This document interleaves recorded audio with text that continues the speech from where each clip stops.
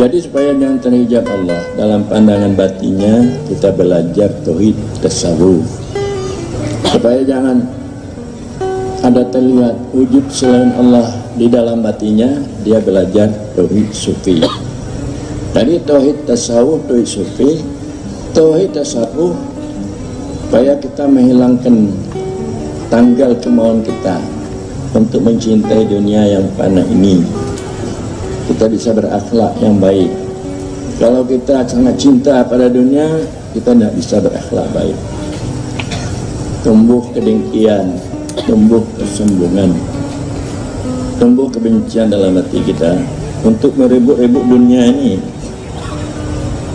Jadi oleh karena itu maka diajarkan tasawuf supaya hatinya itu bersih daripada sifat-sifat nafsu yang jelek. Apapun yang dilakukan bukan ada karena maksud diri, keuntungan diri, tapi untuk mencari redha Allah, tapi untuk mencari kasih sayang supaya dapat keberkahan dia dan teman-temannya yang lain.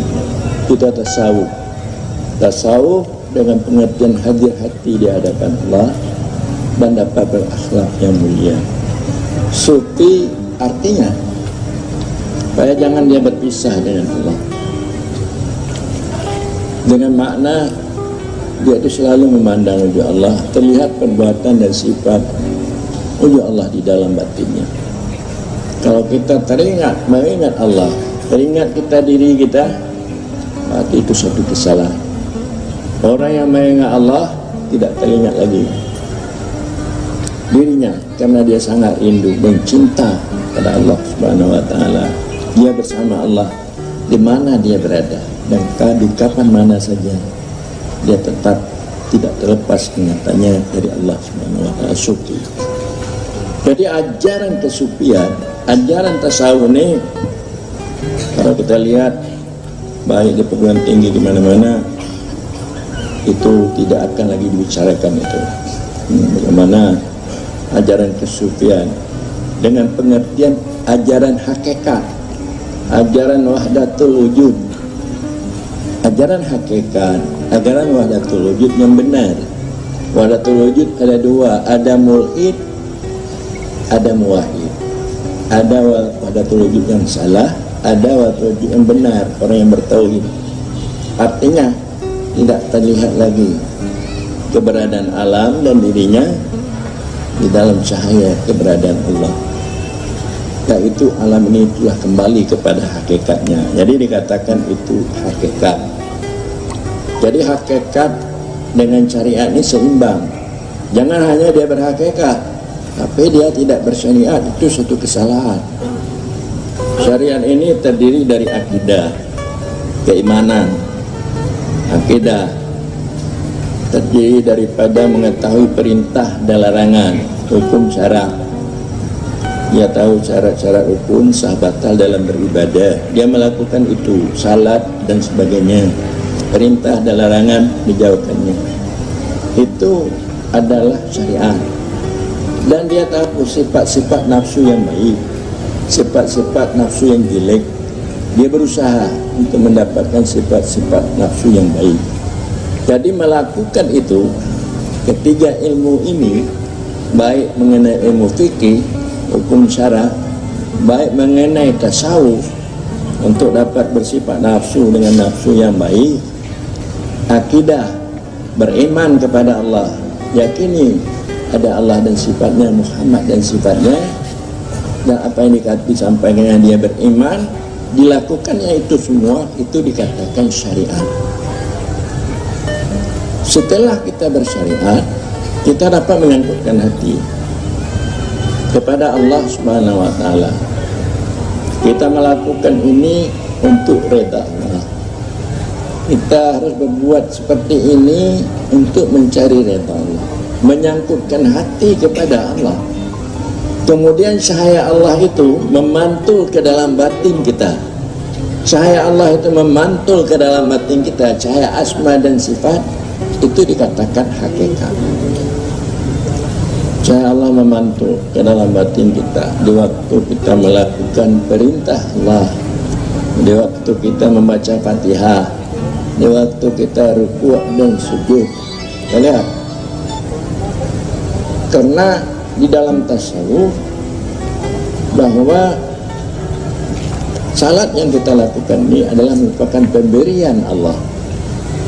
Itu datang dari inayah Allah, dari taufik Allah.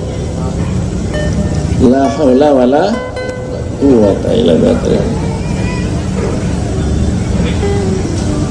Kemudian kalau kita terlihat itu adalah bekas perbuatan Allah, itu adalah dari taufik dan inayah Allah, maka Allah cahayanya termasuk ke dalam batin kita dengan pengertian sifat-sifat jamal dan jalalnya itu memantul ke dalam batin kita, sehingga itulah yang menarik kita dekat dengan Allah Subhanahu wa Ta'ala. Cahaya itu menarik kita dekat sehingga kita tidak terlihat lagi diri kita dan alam semesta, hanya Allah semata-mata. Kita bermakrifat. Itulah makna Tuhan yang Maha Esa, terlepas daripada syirik jali, terlepas daripada syirik kafir. Makanya ajaran kesufian yang seperti ini sudah jarang dibicarakan oleh pakar-pakar ulama kita, baik dia itu alumni dari Timur Tengah di Mesir ataupun yaitu kampus-kampus UIN. Jadi kurang membicarakan ini. Nah, pesantren-pesantren hanya banyak membicarakan akidah, membicarakan hukum fikih, hukum syara, membicarakan sekedar tasawuf akhlak. Untuk membicarakan mengenai bagaimana hati ini supaya bisa berjalan dekat dengan Allah, yang dimaksud tarekat, itu sudah kurang. Ada juga umpamanya orang yang dia itu memimpin tarekat Talutiyah lah namanya, tarekat Tijani lah. Jadi untuk tarekat itu supaya hati kita berkemauan dekat dengan Allah. Untuk mendapatkan Allah tidak dengan tarekat, mendapatkan Allah adalah dengan hakikat. Supaya cahaya Allah mantul ke dalam batin kita itu dengan makrifat. Jadi pimpinan tarekat kadang-kadang sangat terikat dengan tarikatnya, sangat terikat dengan syekhnya, seolah-olah bukan murid syekhnya itu tidak ada lagi hubungan atau kurang baik hubungan, terputus hubungan. Ini kebanyakan. Padahal tujuan tarekat itu untuk mendapatkan hakikat. Hakikat itu untuk dahirnya makrifat. Jadi kalau sudah dahirnya makrifat, berarti kita sama. Kita sama pandangan kita dengan orang lain, tidak ada beda. Kita sama pandangan kita dengan orang jahil, tidak beda kita dengan orang jahil. Kita sama pandangan kita dengan orang fasik, tidak beda. Sama pandangan kita umpamanya dengan orang-orang fakir miskin. Sebab itu kaya miskin, ilmu semua adalah milik Allah Subhanahu, bukan milik kita.